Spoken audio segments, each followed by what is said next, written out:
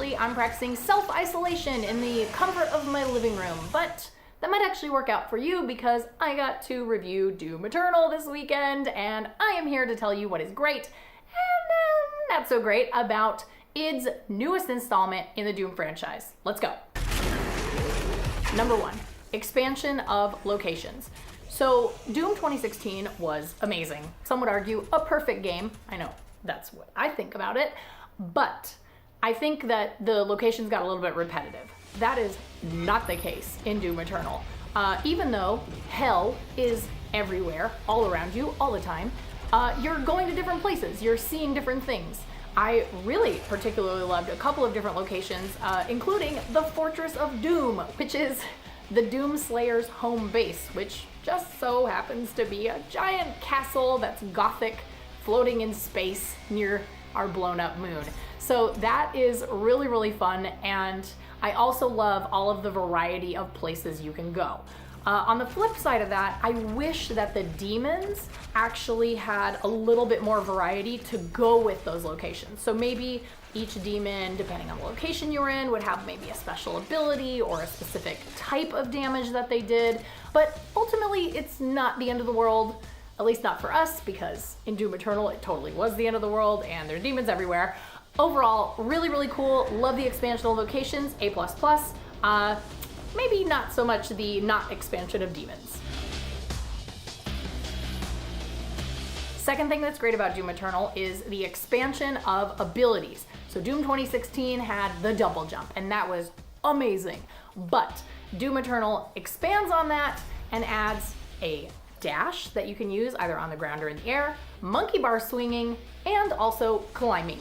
So there are some really awesome spots in each level where you get to sort of breathe and you have to figure out either a platforming or a puzzle challenge. So I thought that was a really great way for them to break up the levels. It didn't feel like combat all the time, which, yes, I know it's Doom and you want to just be shooting demons all over the place, but it was actually really great to be able to just take a breather and do some platforming. You know what I'm saying? Unfortunately, on the worst side of that, some of the platforming and puzzles are really, really tricky to pull off, and that can lead to a little bit of frustration. I am a lifetime platformer gamer. I love platformers. I love tricky puzzles. I love tough jumps. I love all that stuff. But in Doom Eternal, it is really difficult in a couple of places to sort of figure out where you're going, how to stick the landing, how to turn yourself, how to get on that monkey bar. Some of the monkey bars are moving, and that can be really frustrating for somebody who is not great at platforming, and that might be a source of, tension for you as you're playing the game. You just want to get out there and you just want to shoot those demons, you want to rip out their eyeballs, and you got to figure out this puzzle. So that might be a thing that bothers you in Doom Eternal. Wasn't a super big problem for me, but there were a couple of puzzles where I wanted to throw my controller, just want to throw it. So a thumbs up to the fact that we have all these cool new abilities and some breathing room in between all the combat areas in each level. Maybe a thumbs down to the fact that some of the stuff can be a little bit frustrating to complete. And lastly, my ultimate best favorite thing about Doom Eternal is the coordination of skills that you have available to you. So once again, it has expanded on abilities that you have, and in combat, you now have the ability to do a blood punch, which is an ability that you build up by doing glory kills, which we all love in Doom. And then you also have the ability to do a flame belch, which drops little pieces of armor as you start shooting demons, and it's really, really helpful when you're in a pinch.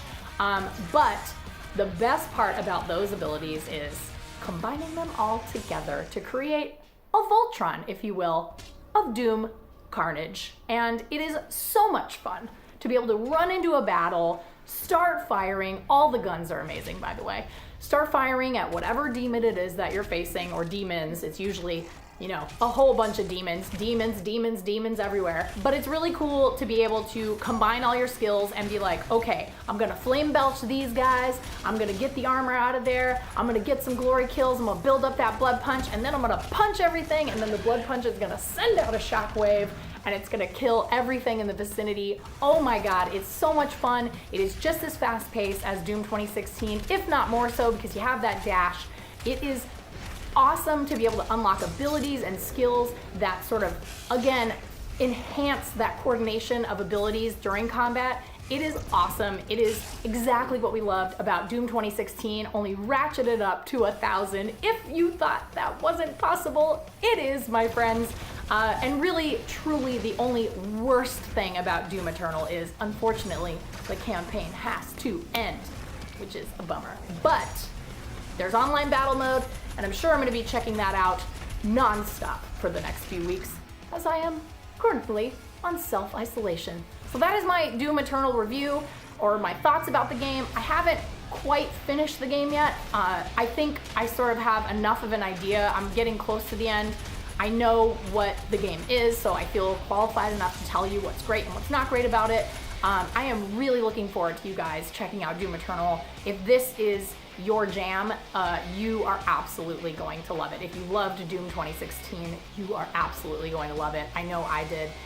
Please feel free to tell me your thoughts. Tell me what you're looking forward to in Doom Eternal. Is it not your cup of tea? Are you an Animal Crossing person? Guys, we know Isabel's gonna be playing Doom Eternal. We know. We know. Isabel, I'll see you in hell.